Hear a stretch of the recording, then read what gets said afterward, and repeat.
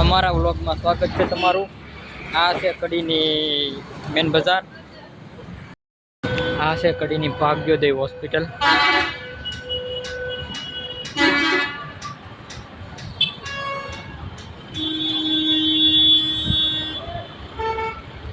Police ચોકી અને આ છે માર્કેટ। બધી વસ્તુ તમને અહીંથી સામાન મળી રહે કડીમાંથી। જે સામાન જોવે એ તમારે ફ્રૂટ છે, કપડાં છે, આ પતંગો છે,